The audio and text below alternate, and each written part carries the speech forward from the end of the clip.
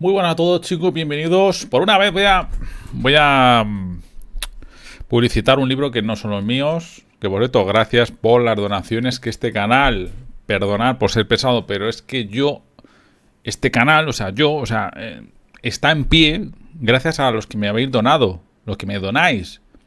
Gracias a vosotros. Luego sí, gracias por los likes, por suscribiros, por supuesto, pero realmente yo sigo en pie en este canal por vuestras donaciones. Por YouTube, comprando mis libros, que tengo un montón de libros, incluso para niños. Por PayPal. Bueno, vamos a publicitar. Bueno, esto es un vídeo que va de Iván Gatón. Yo soy fan total de la gente intelectual, ¿no? Que hablan después de una vida dura de estudio y te expresan a ti toda su sabiduría, ¿no? Y eso creo que no tiene precio. Ha sacado una especie de cómics, que lo veo muy bien porque mucha gente no le gusta la historia. Y un cómic, no un cómic de dibujitos, en plan, no. Un cómic con imágenes, conversaciones donde te va a enseñar la historia de una forma divertida de la República Dominicana y de América. De América, cuando digo América es toda América, ¿no? Porque los americanos, que se llaman los yankees, yo los llamo los yankees, se llaman ellos americanos.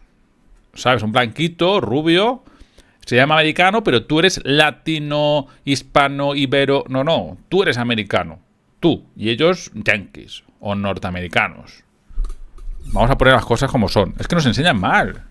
Nos enseñan mal. Que si sois latinoamericanos, que si sois centroamericanos, sois americanos. Luego ya que sí, por lo que sea, hispanoamericanos, hispanos, bueno. Pero, de primeras sois dominicanos, de primeras. Del continente americano. Pero que no os pongan aquí, que no se impongan nombres que no. Los verdaderos americanos lo que tienen sangre indígena. Aunque sea un 1%. Aunque tenga un 1%. Un 1. ¿Vale?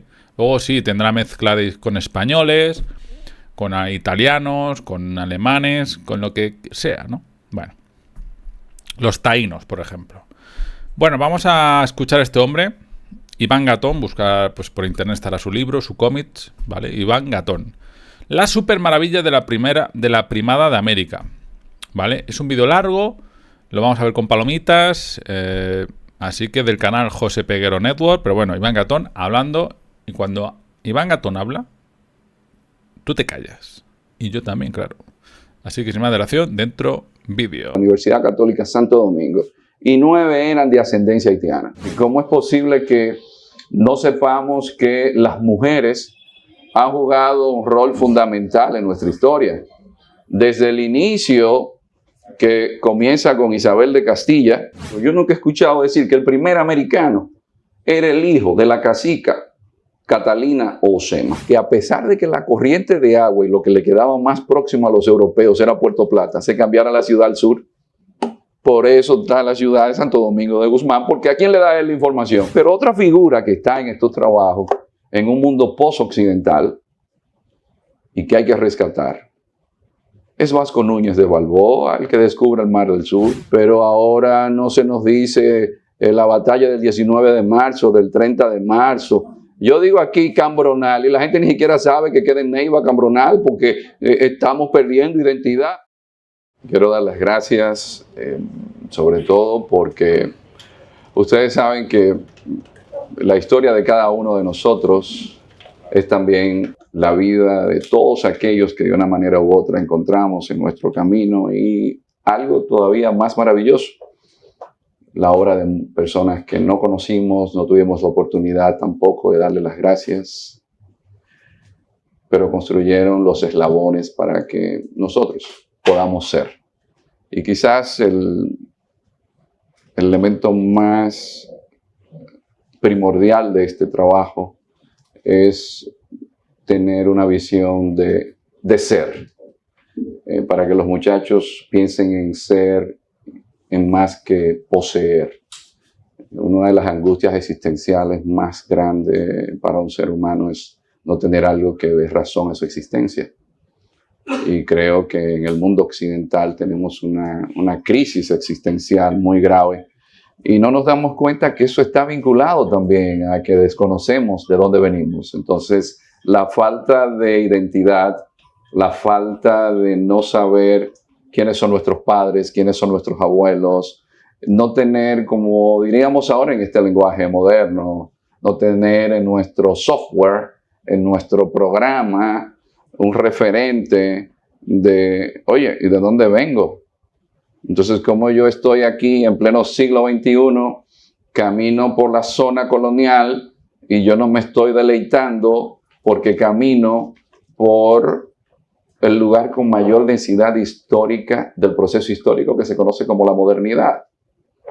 ¿Cómo es posible que yo tenga a mi disposición visitar la casa de quien descubre Estados Unidos, que es Juan Ponce de León, y que esté aquí, que más del 95% de la gente con la cual he conversado del ámbito intelectual, ni siquiera sabían que está en San Rafael del Yuma? Y que la primera ciudad de Estados Unidos, 120 años antes que los padres peregrinos, es nada más y nada menos que el alcalde mayor de La Vega, de la Concepción de La Vega, Lucas Vázquez de Ayllón. Es decir, ¿cómo es posible que no sepamos que las mujeres han jugado un rol fundamental en nuestra historia? Desde el inicio, que comienza con Isabel de Castilla, porque Fernando nunca creyó en el proyecto. Además, Fernando no tenía la referencia que tenía Isabel de madre portuguesa, de lo que había sido la escuela de Sagres, de lo que había sido los portugueses dando la vuelta por toda la costa este del África a tomar el Índico. Isabel tenía no solamente la intuición, sino que tenía la formación con otro elemento fundamental para lo que nosotros somos. ¿Qué le permite a una gente identificarse en una civilización? El idioma. El idioma. Y que Will, que es el autor de todos los dibujos que ustedes ven ahí, me encantó el de Isabel de Castilla, rescata a una figura como Isabel la Católica, que le dice a Antonio de Nebrija, mira, hazme una gramática de este idioma. Pero no sé si habíamos tomado en consideración algo. Como diría el maestro Alberto Perdomo, el Pacífico es un lago español. No solo por Urdaneta o por Juan Sebastián Elcano, sino porque también luego se decide que China, que era la economía más avanzada de aquella época, iba a utilizar la plata como moneda. Y esa plata estaba ¿dónde? En el virreinato de la Nueva España. Y ahí se comienza el proceso de globalización. Todos esos productos de China, utilizando como moneda la plata. ¿De dónde? Del virreinato de la Nueva España. Pero no solamente eso. Esa señora inicia algo fundamental, y es tomar conciencia de que en esos procesos habituales que ha tenido la humanidad, que es de ser conquistador a ser conquistado, porque los propios españoles, los romanos llegaron allá fue con las legiones. Ya Teddy Hernández me está haciendo seña de que me recuerde de Numancia, porque esa ha sido la historia de la humanidad. Pero después llegaron los árabes y dominaron a España por 732 años, que se dice rápido, pero son muchos años. ¿Y qué hace la reina Isabel? Mira, en mi codicilo, Francisco de Cisneros, que era el regente, le dice, mira, cuídenme a los indígenas, porque Colón en el primer viaje y después en el segundo trajo y me los vendió, pero son mis súbditos, igual que los de Castilla. Ustedes dirán, sí, y es verdad, hubo maltrato, pero no era el interés de la corona. Entonces, resaltar a una mujer como Isabel, que hoy el segundo idioma más utilizado en las redes es el español. Pero el español se habla en Guinea Ecuatorial. Guinea Ecuatorial pertenecía al virreinato de La Plata. Cuando Argentina se independiza, Guinea Ecuatorial se queda sin gobierno. Pero el español sirve de base para el chabacano, que se habla en Filipinas. El español es un idioma que en Estados Unidos lo hablan más de 60 millones de personas. Entonces, ¿por qué no incluir que una mujer como Isabel la Católica? ¿Sabe por qué yo les digo esto?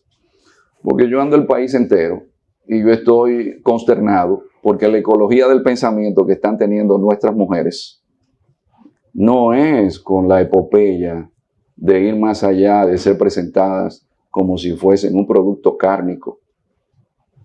Y eso es peligroso. Porque si algo ustedes van a ver en el cómic 1 y en el cómic 2, es que las mujeres determinan en gran medida el curso de la historia. Ustedes tienen a una Anacaona que no solamente manda en el cacicazgo de Maguana cuando muere el esposo, que no solamente manda en el cacicazgo de Jaragua cuando muere su hermano Boechío, sino que se sube en una nao con el hermano de Colón, que tira un cañonazo y ella se asusta y Boechío también. Y después ella se da cuenta y dice, bueno, con el adelanto tecnológico científico que esta gente tiene, no podemos. Es la primera diplomática. Tanto es así que su esposo Caonabo, quien lo hace preso es Alonso de Ojeda. ¿Y qué hace ella? Le autoriza a su hija, Igue Mota, que se case con un español llamado Hernando de Guevara, que de ahí viene Mencía, que dicho sea de paso, me corregirá don Kim Sánchez, Mencía, algunas crónicas de la época indican que sabía leer y escribir muy bien, porque Fray Bartolomé de las Casas así lo refiere. Pero aparte de eso, parece que salió más rubita que taína. ¿Y por qué no decir que María de Toledo fue la gobernante aquí por mucho tiempo? ¿Por qué no decir que las mujeres desde sus inicios jugaron un rol importante? ¿Por qué no darle ese imaginario? Pero el otro imaginario, y aquí don Alberto Perdomo, yo estaba en México en unos compromisos con la Universidad de Guadalajara y me dice por teléfono que han inaugurado en la Casa del Cordón una exposición taína. Don Kim Sánchez, que es el historiador de la zona colonial, don Kim, póngase de pie, porque don Kim le ha hecho un aporte a nuestro país que merece un aplauso de parte nuestra.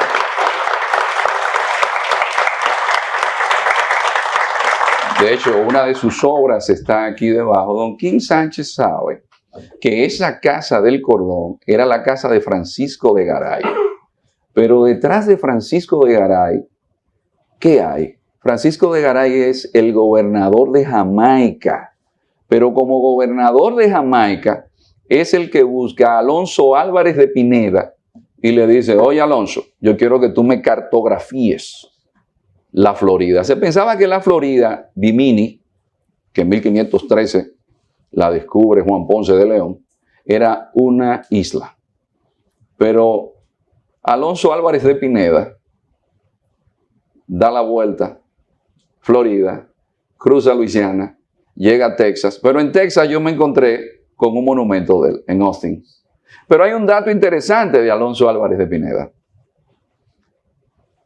En aquella época, como diría el doctor Gustavo Rojas Lara, hay que tener solvencia espiritual para usted salir en un cascarón de madera desde España sin tener información meteorológica, porque ahora se dice fácil, pero en ese cascarón de madera, sin comida refrigerada, con algunas olas de 15, 12 pies, si se encontraron con un remanente de un huracán con viento de 100 kilómetros por hora, ese señor, ¿ustedes saben qué? Siempre anduvo con su madre se llamaba Doña Nina. Salió de España con su mamá y con su madre hizo todo el recorrido, y cuando muere, que lo matan en la zona cercana a Veracruz, que Veracruz la funda Cortés, Nuestra Señora de la Veracruz, para aprovechar algo que se llama la corriente del Golfo, que ese era el dato que Colón tenía, que no tenía Martín Alonso Pinzón, que era mejor marinero que él. De hecho, Martín Alonso Pinzón llega primero a estas islas que Colón. Lo que pasa es que Martín Alonso muere, llega primero a España también, primero que él. Pero una enfermedad venérea lo mata al mes de haber llegado. Pues ese señor muere en México. ¿Al lado de quién? De su madre. Digo, ¿y cómo esa historia no se le pone a la Casa del Cordón? Porque uno va en Europa a cualquier lugar y le hacen un cuento y de ahí le hacen una película. Entonces uno va a México y algo que me gustó mucho también, el dibujo que Will le hizo al primer americano. Nunca se ha dicho, yo nunca he escuchado decir que el primer americano era el hijo de la cacica Catalina Osema y nació en la margen oriental. Es decir, hacerle las relaciones públicas a todo lo que ha ocurrido aquí.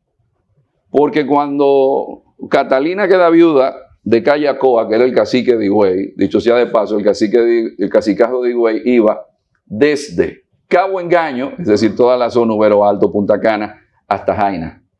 Los políticos nuestros se ponían la mano en la cabeza porque los indígenas parece que tenían un mejor sentido de la proporcionalidad de la representación en base al territorio. Y ella se enamora de un español cuando queda viuda. Ese español le da una estocada a otro español en la Isabela y huyendo llega al sur. Ella se enamora. Recuérdense que el oro era por aluvión. Por eso nosotros todavía tenemos la costumbre de decir, estaba lavando oro. Y es porque había que ir al río, coger el oro, cribarlo, ¿verdad? En el jibe, ¿verdad, Teddy? En el jibe. Y entonces de ahí se sacaba el oro. ¿Y qué sucede? Que eso provoca que a pesar de que la corriente de agua y lo que le quedaba más próximo a los europeos era Puerto Plata, se cambiara la ciudad al sur. Por eso está la ciudad de Santo Domingo de Guzmán, porque ¿a quién le da él la información? Al fundador de la ciudad, a Bartolomé Colón. Lo perdonan, pero lo interesante es que yo me encuentro con un documento de India, que dice claramente el papá. Quizás le parecerá a ustedes que no tiene sintaxis, pero así es que dice el documento. A mi hijo Miguelico, que está en Santo Domingo, le dejo 200,000 maravedíes. Si opta por el oficio de sacerdote para rezar por las almas de sus ancestros y las mías, 400,000. Pero el muchacho no quiso ser sacerdote. ¿Y saben qué? Cuando el notario público de Azua, que había estado en la matanza de Jaragua con Diego Velázquez, que se va a Cuba y dicho sea de paso, era el esposo, Diego Velázquez, de la hermana que se casa con Cortés, que se llamaba Catalina de Juárez. ¿Y qué sucedió?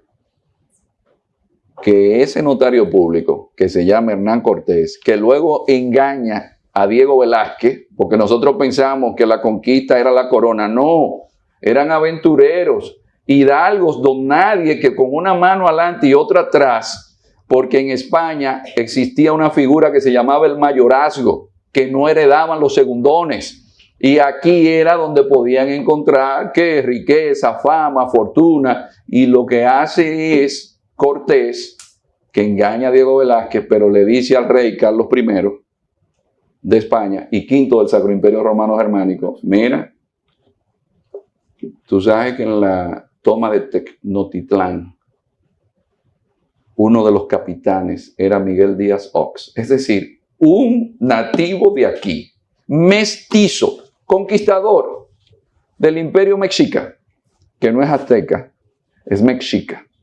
Eso es una equivocación. Eso es igual que llamar allá de que en el Perú de que Inca. Inca era el título que llevaba el que mandaba. Pero tampoco nosotros nunca hemos hablado de Pizarro. Aquí está nuestro amigo Samuel, que vino desde el Principado de Higüey y que trabaja con los guías turísticos.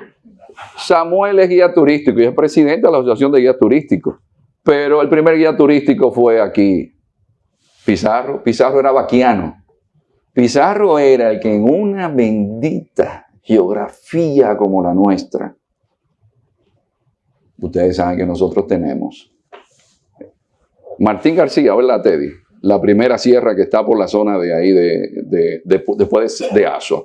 Después sigue la Sierra del Número, Cordillera Central, Sierra de Yamasá, una cordillera central que entra desde la zona de Restauración, sigue Río Limpio, entra por el Cibao, 3.000 metros de altura, sigue. Usted dice, pero ¿y esta geografía? Por eso es que un amigo de Rienzi Pared decía que iba a subir a las escarpadas montañas de Quisqueya, porque son escarpadas. Y en esa geografía, con ríos caudalosos, Pizarro era el vaquiano aquí. Pero otra figura que está en estos trabajos, en un mundo post-occidental, y que hay que rescatar, es Vasco Núñez de Balboa, el que descubre el Mar del Sur. Pero Vasco Núñez de Balboa tiene algo muy peculiar. Le debía a todo el mundo aquí. Entonces, él tenía un negocio de cerdo. ¿Y qué pasó? Que el hombre es tan especial que se va de polizón. Pero oigan esto, no se va solo. Se va con su perro. Si uno dice, ¿y cómo va a ser? Y ustedes saben lo que le pasaba a un polizón. Se abandonaba en una isla. Pero él ya había venido con Enciso, conocía la zona, era un buen diplomático. Pero ¿y por qué nosotros no resaltamos que Vasco Núñez de Balboa salió de aquí? Nosotros simplemente, como decía una figura que yo quiero, aprecio y agradezco que haya existido, venezolano, todavía disfruto muchísimo. No hay algo más grande para un ser humano que ser apreciado mientras vive y recordado después de muerto. Y eso me sucede con don Arturo Uslar Pietri. Y con don Arturo yo aprendí que la gente debe tener identidad.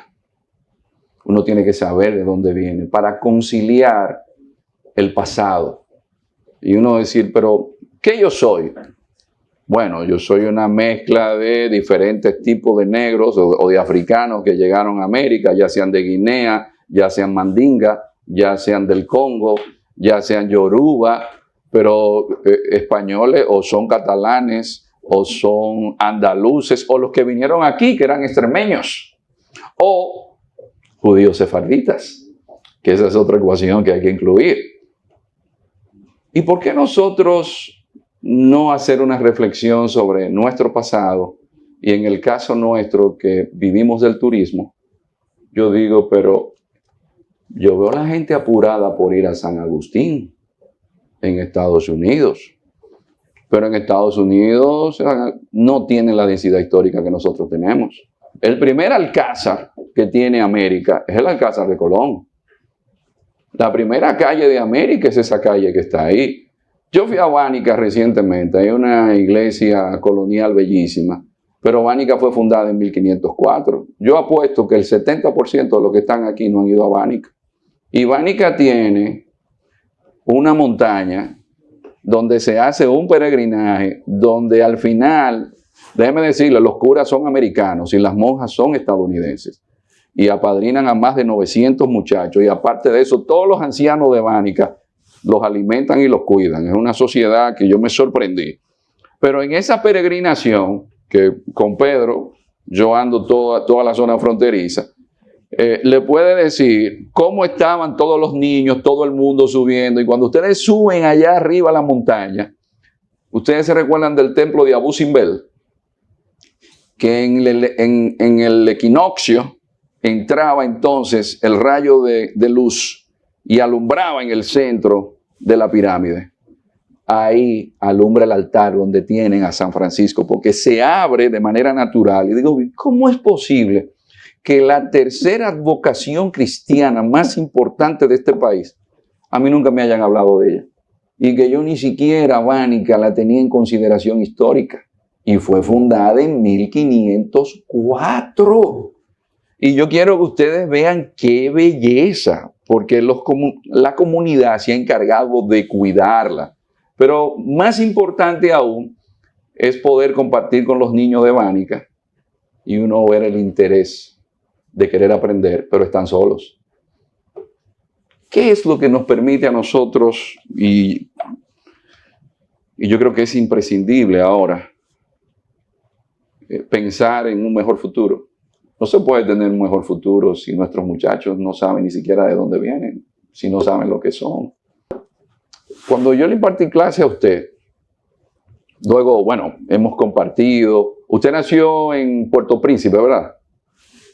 Algo que a mí me impresionó en Puerto Príncipe y me impresionó aquí, porque usted estudió Relaciones Internacionales. Yo tenía 17 alumnos de Relaciones Internacionales en la Universidad Católica Santo Domingo y 9 eran de ascendencia haitiana. Y a mí me impresionó mucho la identidad y el conocimiento de la historia de los haitianos. Luego el presidente Aristide me invita a darle una conferencia en Puerto Príncipe y viajaron muchachos desde Cabo Haitiano. Más o menos, ¿qué tiempo hay de Cabo Haitiano a Puerto Príncipe en carro o en autobús?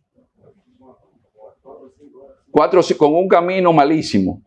El embajador Chico Despradel, que estaba allá, me dice, mira, estos muchachos han hecho un esfuerzo grande para venir aquí contigo. Digo, no, yo espero quedar bien en la conferencia. Pero algo que me llamó la atención fue algo que me dijo un muchacho allá. Usted sabe lo glorioso de este pueblo. Nosotros somos el primer país independiente. Después ayudamos no solamente a Bolívar, porque se habla de Bolívar con Petión. Nosotros ayudamos a Miranda. La primera vez que se iza la bandera de la Capitanía de la Nueva Granada se hace en Jacmel. Este es un pueblo de gloria. Y miren qué se ha convertido. Pero a mí nunca me han dicho que aparte de todo lo que yo le mencioné a ustedes históricamente, vencimos a Oliverio Cromwell cuando hizo The Western Design, que le quitó Jamaica y Dominica a los españoles y mandó aquí. ¿Y qué pasó? Los llaneros nuestros que venían de los lares de Guava, después llamado Hincha, y de Vallajá, ¿qué hicieron? A las tropas de Pen y Venables. Las vencieron con el conde de Peñalba y Bracamonte. Pero luego de eso, cuando ellos vinieron con 9,000 soldados y nosotros éramos 8,000 personas, en el 1691 los franceses llegaron a la isla Tortuga y en Guaricó la Limonada, los llaneros nuestros de Higüey, encomendados a la Virgen de la Alta Gracia, que viene de Garrovilla de Alconáter, de Extremadura. Yo siempre lo digo, en los tiempos que no se peleaba con drones, en los tiempos que no se peleaba con un fusil de asalto, era cuerpo a cuerpo. Uno solo de los llaneros de Higüey no sufrió un rasguño y eliminaron al alto mando francés, razón por la cual, como este hecho ocurrió el 21 de enero de 1691, se empezó a celebrar el Día de la Virgen de la Alta Gracia. Entonces vencimos a los ingleses, vencimos a los franceses. Pero otro dato que no se nos dice. Toussaint Louverture, para tener entrenamiento militar, tuvo que venir de este lado. ¿Por qué? Porque aquí había un ejército mulato. La propia vida de tener esa sabana que viene desde Ocoa hasta el Bajo Yuna, pasando por la sabana del Guabatico en Yamasá, siguiendo por el llano oriental, hizo que el esclavo y el negro se mezclaran, algo que no sucedió en Haití. Y por eso tuvo que venir él aquí. Pero luego, ¿quiénes vencen a Jeffrar? Son la gente de Hincha. El que le corta la cabeza a Jeffrar es el papá de Pedro Santana en Palo Hincado. Entonces, estamos contando que no solamente se queda ahí. Después, que es algo que no se nos dice, ayer fue el día de la batalla de Santomé. Pero yo quiero que me digan, quién sabe dónde está Santomé, de los muchachos que están subiendo ahora. Pero ahora no se nos dice la batalla del 19 de marzo, del 30 de marzo, Yo digo aquí Cambronal y la gente ni siquiera sabe que queda en Neiva Cambronal porque estamos perdiendo identidad. Entonces vencemos a los haitianos. Después llegan los españoles. ¿Y qué sucede? Como diría don Pablo Tactuc, en base a solvencia testicular, vencemos a los españoles. Pero luego, en 1916, las tropas estadounidenses llegan al país y tienen que firmar el Tratado Hughes-Peinado en 1924. Y somos tan especiales que el parquecito dedicado a esa epopeya está ubicado en la Helios, escondidito ahí con una tarja. Y uno dice, espérate, pero ¿y qué nos sucede? Pero luego, menos de 50 años, 1965, Estados Unidos vuelve e invade. En Puerto Príncipe yo adquirí esa lección de ustedes. Cuando ese joven me habló de las epopeyas, digo, pero nosotros tenemos más. Pero yo nunca he escuchado a un joven dominicano referirse en ese sentido. Este trabajo, señores, se lo digo con la conciencia de que nosotros todos estamos aquí de paso. Nadie sale vivo de esta vida. Ahora, todos debemos estar conscientes de que hay que dejar este mundo mejor que como lo encontramos. Y la República Dominicana necesita que nosotros le demos a esos muchachos que están subiendo una dosis de identidad, pero también escucharlos. Este trabajo viene porque el joven que está allá, que es mi hijo, conversando con él un día, me habló de unos influencers. Y una de las influencers que me mencionó se hizo famosa porque filtró teniendo relaciones sexuales con uno de sus novios. Y digo yo, espérate. Y así es que influencian. Entonces, el otro que él me refirió, encuentro que tiene un prontuario. Y digo, ¿y si esos son los referentes para los muchachos? ¿Dónde están las virtudes? Entonces, en latín, virtudes viene de virtus, que significa fuerza. La fuerza de tener un referente que vaya más allá de nosotros mismos. La fuerza de ser mejores seres humanos, porque todos venimos con los demonios incluidos. Ahora, cuando tenemos como referente la honestidad, cuando tenemos como referente el sacrificio, cuando tenemos como referente, como le dijo Don Quijote a Sancho, Sancho, toma en consideración que no hay epopeya más grande que vencerse a uno mismo. Por eso cuando Sancho regresa a la aldea, que le preguntan que si había llegado con dinero, dice, no, yo vine con lo más importante, que he sido vencedor de mí mismo.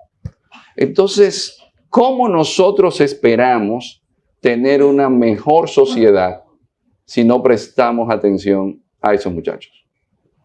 Entonces luego, en un rescate, yo siempre lo he dicho, no es que esto sea confuciano, es que está demostrado antropológicamente. Ninguna sociedad avanza sin la unidad de la familia. Ustedes podrán inventarse todo lo que ustedes quieran, la sociedad postmoderna, pero los seres humanos donde adquirimos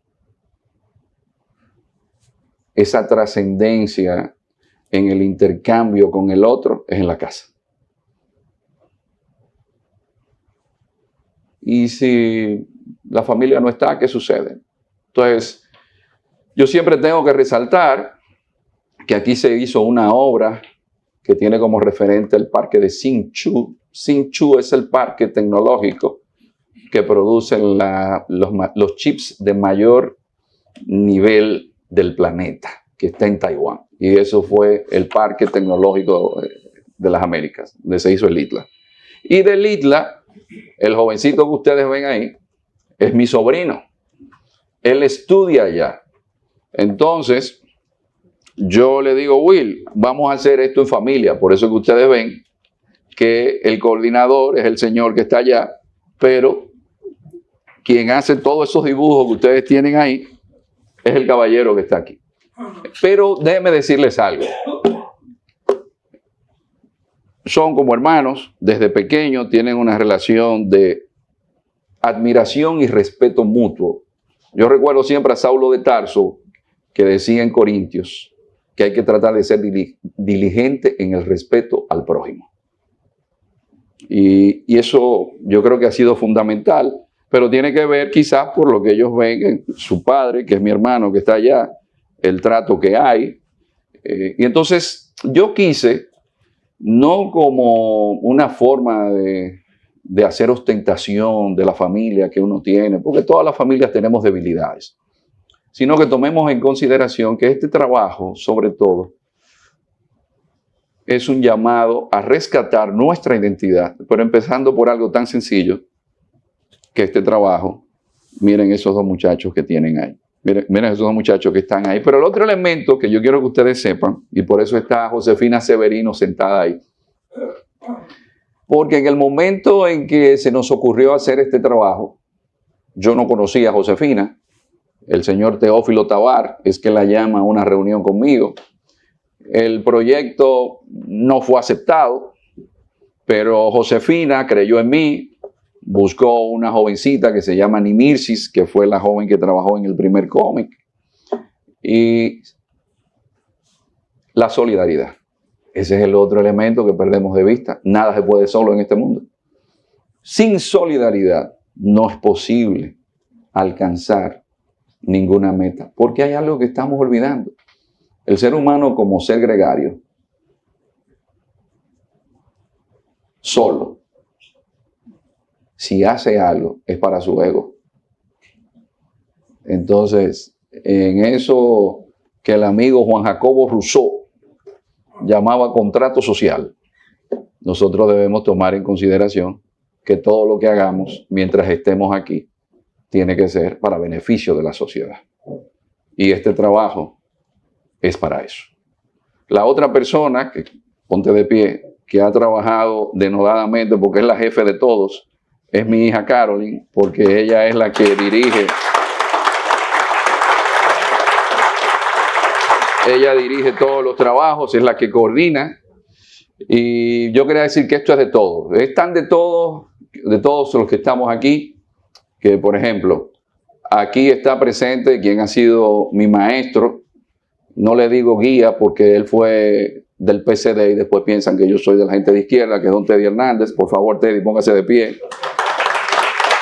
Se fue del PCD a tiempo. Así que póngase de frente allá, Teddy, para que lo vean.